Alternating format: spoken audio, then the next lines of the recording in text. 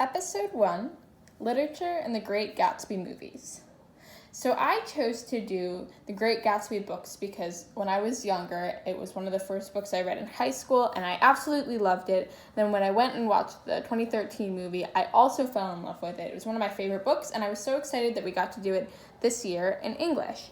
So I decided to go through the different, I recently watched the 1970 edition of The Great Gatsby so that I could learn a little bit more about the two and the differences between them and how they both related back to the literature. So I've kind of made a list of the different questions I had that I felt I could best explore, both the movies and how they related to the book.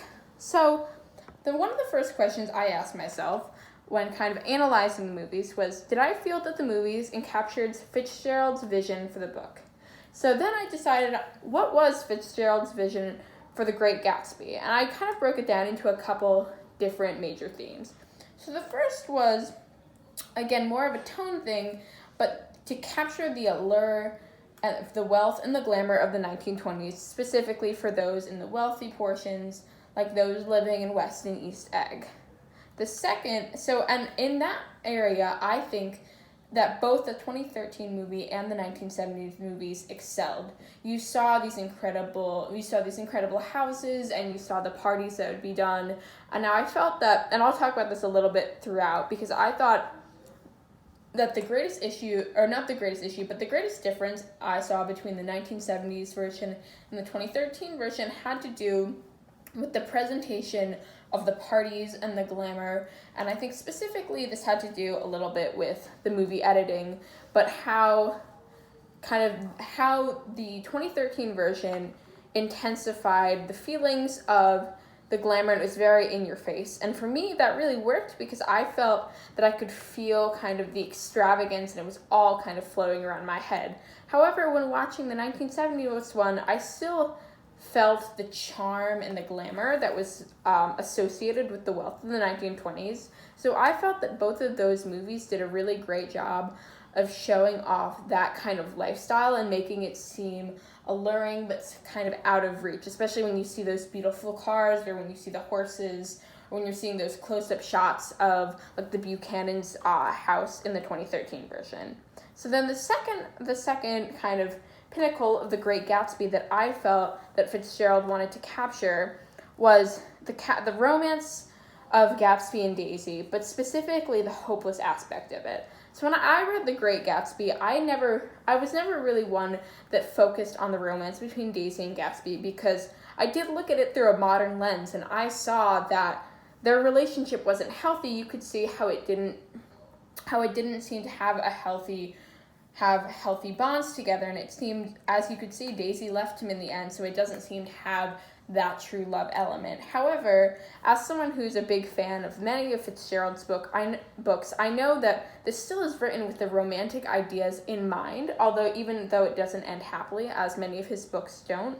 So something that I decided was like another pinnacle of his vision was the idea of the hopelessness of the romance, and not even making it more romantic for Gatsby's love of Daisy. And I thought that both movies did that pretty well too, but I specifically felt that the 1970s movie created this romance around his hopelessness for Gatsby to Daisy more than the 2013 version does. And the reason for this was that in the 2013 version, you see that Leonardo DiCaprio, especially when he's talking to Nick, specifically after Daisy hits Myrtle with the car, you see him kind of denying the idea that she would have ever loved him. And specifically in both movies, but specifically in the 2013 version, you see him vehemently denying the fact that she would have loved anyone else, and he so strongly believes that he's going to come back to her that in the 1970s movie it gave a more romantic connotation, but in the 2013 version, when I was watching it, you could almost see the delusion of it. So I thought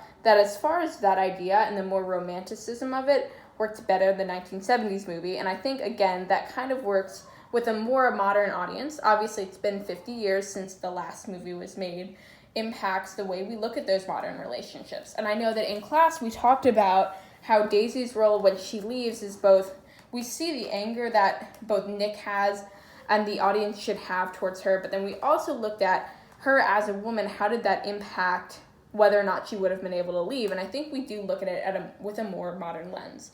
And then and kind of going on to that idea of hopelessness, something that I thought about was in the final scene of the 2013 version, you see Nick at Gatsby's funeral, and you see that no one's there, and you can kind of feel the hopelessness through him, if that makes sense. Like, you can feel kind of his love going to waste, and I thought that worked really well. And I remember when I was watching that, I was in tears. It was unbecoming, but for me, that scene really worked, despite the fact that I felt that aspect of Fitzgerald's work more in the 1970s version.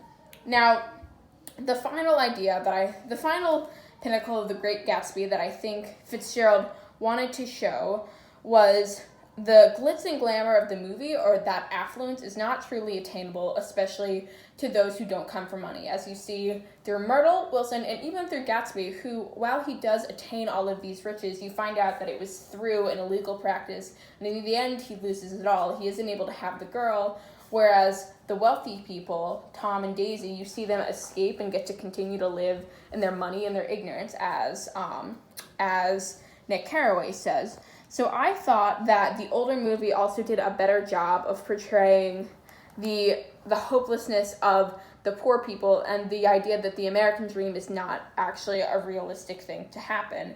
And specifically where I saw this happen a lot was between Myrtle and, with Myrtle and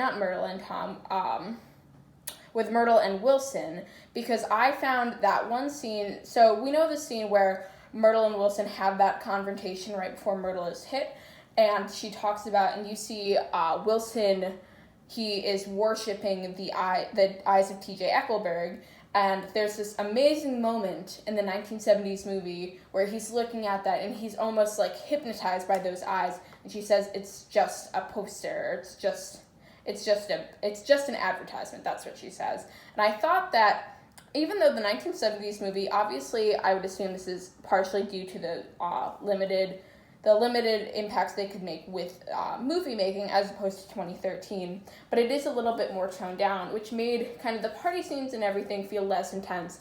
But I felt that those smaller scenes where you were seeing kind of the average American, or really what most Americans live in, or the idea that the people who are not graced by this affluence, I thought that those scenes were so much stronger. And specifically, I thought that scene, you could see the hopelessness, and for me, that worked really well because both Myrtle and Wilson are not necessarily, they don't receive a lot of empathy, specifically in the book or the 2013 version. If anything, more pity, and you see kind of, because at the end they're both kind of made the fool, because, and as you see, Wilson, they both have very tragic ends.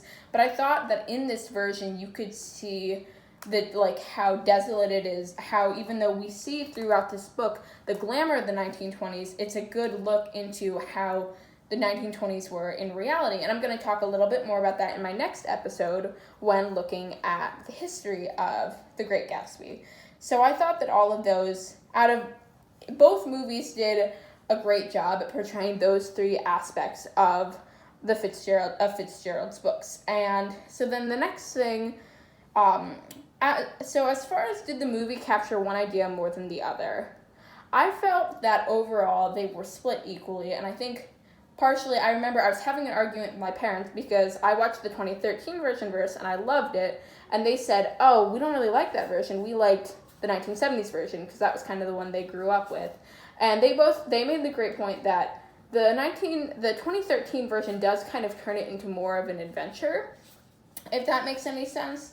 And I think that wasn't necessarily the ideas I got out of the book, but I also felt, so in that way, I think the 1970s version does create more of the atmosphere that Fitzgerald creates in The Great Gatsby. However, I felt that the 2013 version did a great job of creating that romantic, swelling feeling whenever you are at the parties or when you see Gatsby throwing the clothes at Daisy. I thought it created this real romance to it that allowed you to kind of get sucked into it. So that was my idea. I felt that they both did a great job with it. And specifically, one of the things that I really liked, so was kind of the whirl and the excitement, like I was talking about in the 2013 movie, and specifically kind of, I'm thinking of this one scene when he's about to be introduced to Gatsby. He's walking with him and he doesn't know it's Gatsby yet. You see all these different faces, and it reminded me of pages 60 to 63 in the book, where he's talking about, basically, for 3 pages on, he's going on and on about all the different people that would come in. And he's specifically saying names, and he's talking about them. And I just pulled this little part out where it says, also from New York, there were the Crones and the Backhisons and the Bennekers and the Russell Beatty and the Corrigans and the Kelleher's and the Dewars and the Scullys and S.W. Bleacher and the Smirks and the Young Quinns, divorced now, and Henry L. Palmetto, who killed himself by jumping in front of a subway train in Times Square. And that's page 63. So you can see kind of that whirling idea that you also see when he's kind of getting dragged through the crowd with Gatsby. It's really, and I felt that they did a really good job of showing off that. So another question I had for myself was there something you were unsatisfied with the movies? And I said yes. The biggest thing I was unsatisfied with in both of the movies was the relationship Nick had with Jordan Baker, because I felt that it was kind of played down in both movies. And I'll get to why I think that was understandable, but it was really sad for me, because my favorite page in the entire book is basically when Jordan and Nick are in the cab together and she's a terrible driver. And I pulled this little piece out of it. It says, her gray, sun-strained eyes stared straight ahead, but she had deliberately shifted our relations. And for a moment I thought I loved her. But I am slow-thinking and full of interior rules that act as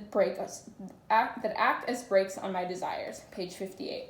So I thought that was, and you can see in that area, their relationship in comparison to Daisy and Gatsby is much more subtle, it's much more tender, but I thought that it really did bring out a bigger part. It showed more character in Nick than just the narrator, and I thought it was a great part of The Great Gatsby, because Jordan is kind of an unconventional figure because she doesn't really fit into the triangle of Gatsby and Daisy and Tom, but I thought that little peek into what Nick's life was like, and when you're seeing him specifically in a romantic relationship rather than peering into Gatsby's, I felt that was really interesting to show why Nick is the way he is, and also talking about how he is slow thinking and full of interior rules, I thought was, and that kind of reminded me of this other line he has where he says, I think I'm one of the few honest men on earth, and I think that shows his own morals. And so then when you compare that to how he looks at Gatsby and his kind of unaffected scorn for him,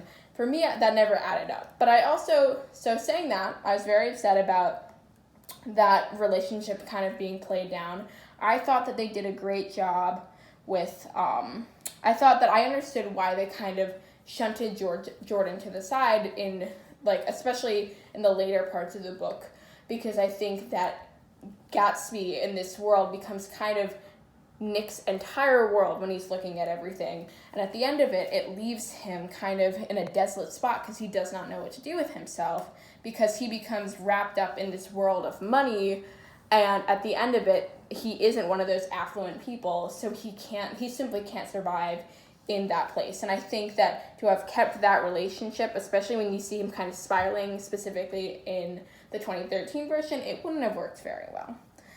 And so then the final part, the final idea or question that I wanted to ask and talk about was, how did I feel about Nick telling his story from the hospital / in the far future, which you see in the 2013 version. He's kind of flashing in and out, and The Great Gatsby is basically, you find out in the end he's like writing out The Great Gatsby. So it felt a little on the nose, especially like at the end when he's typing out and he's like, and the final shot is like him saying The Great Gatsby. I felt that was a little on the nose, and it almost felt like it was all a dream sort of thing. However, again, going back to that idea with the 2013 version, it felt really surreal and dreamlike, and I felt that worked really well with him kind of flashing back because it's part of his memory. And that works even better when you're imagining something in your memory, especially such an emotional story like this. It needs to be kind of blown out of proportion, and you understand why it feels so emotional. So I thought from that standpoint, it worked really well. So kind of to conclude, I felt I loved both of the movies and the book, and I felt that they did a great job of portraying it. I thought that they did, as you can see, there are a lot of different parts of the book that I felt were really well incorporated into both the 1970 movie and the 2013 movie. Thank you so much. I'll see you for episode 2.